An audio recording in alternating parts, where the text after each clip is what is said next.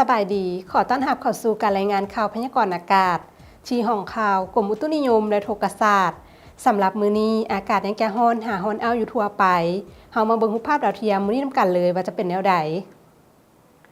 ความกดดันต่ำของอากาศร้อนยังสืบต่อปกคลุมอยู่ทั่วทุกภาคของประเทศลาวด้วยกำลังปานกลางสมทบกับกระแสลมตะวันตกพัดปกคลุมซึ่งจะเฮ็ดให้อากาศยังแก่ร้อนหาร้อนเอาอยู่ทั่วไปและจะมีฝนตกฟ้าห้องฟ้าเลื่อมในระดับคอยหาปานกลางและตกหนักพอมีลมพัดแรงอยู่บางท้องถิ่นในแต่ละภาคต่อไปเฮามาติดตามสภาพอากาศโดยรวมของแต่ละภาคนี้นำกันเลย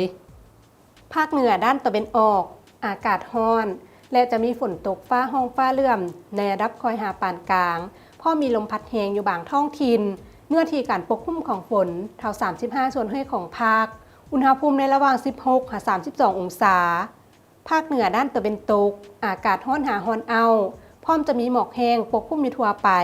และจะมีฝนตกฟ้าห้องฟ้าเลื่อมในระดับคอยหาปานกลางพอมีลมพัดแรงอยู่บางท้องถิ่นเนื้อที่การปกคลุมของฝนเท่า45ส่วนห้วยของภาคอุณหภูมิในระหว่าง21-39องศาที่นครหลวงเวียงจันทน์อากาศร้อนหาร้อนเอาพร้อมจะมีฝนตกฟ้าห้องฟ้าเลื่อมในระดับคอยหาปานกลางพร้อมมีลมพัดแรงเป็นบางโอกาสเนื้อที่การปกคลุมของฝนเท่า50ส่วนห้วยของภาคอุณหภูมิในระหว่าง25-36องศา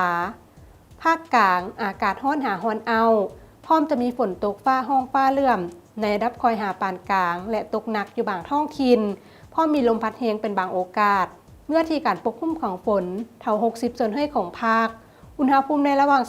25-38องศาสำหรับแขวงไส้สมบูรณ์อากาศเย็นในตอนกลางคืนหาตอนเช้า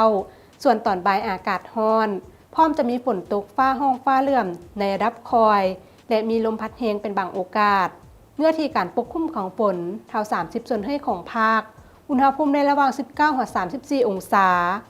ภาคใต้อากาศร้อนหาร้อนเอาพร้อมจะมีฝนตกฟ้าห้องฟ้าเลื่อมในระดับคอยหาปานกลางและตกหนักอยู่บางท้องถิ่น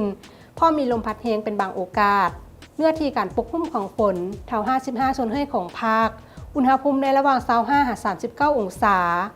สำหรับเขตผู้เพียงบริเวณอากาศเย็นในตอนกลางคืนหาตอนเช้าและจะมีฝนตกฟ้าห้องฟ้าเลื่อมในระดับคอยหาปานกลางอยู่บางบริเวณพอมีลมพัดแรงเป็นบางโอกาสเนื้อที่การปกคลุมของฝนเท่า50ส่วนห้วยของภาคอุณหภูมิในระหว่าง17-18องศารายงานสภาพฝุ่นละออง PM 2.5 จากสถานีวัดแทกคุณภาพอากาศสถานีแขวงพงษาลีวัดแทกได้ 111.6 ไมครอนจากค่าวัดแทกสถานีดังกล่าวมีค่าเกินมาตรฐานสิ่งแวดล้อมคือหลายกว่า50ไมครอนซึ่งจะมีผลต่อสุขภาพดังนั้นจึงขอแจ้งเตือนถึงพ่อแม่ประชาชน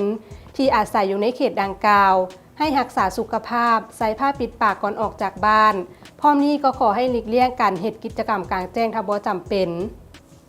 ท่านผู้ชมที่เคารพมาฮอดนี้การรายงานข่าวพยากรณ์อากาศก็ได้หมดเวลาลงแล้วท่านสามารถติดตามชมโดยผ่าน Facebook หรือ YouTube ที่ขึ้นตามหน้าจอนี้ขอขอบใจสำหรับการรับชมข่าวพยากรณ์อากาศแล้วพบกันใหม่ในมื้ออื่นสำหรับมื้อนี้ขอกล่าวคำว่าสบายดี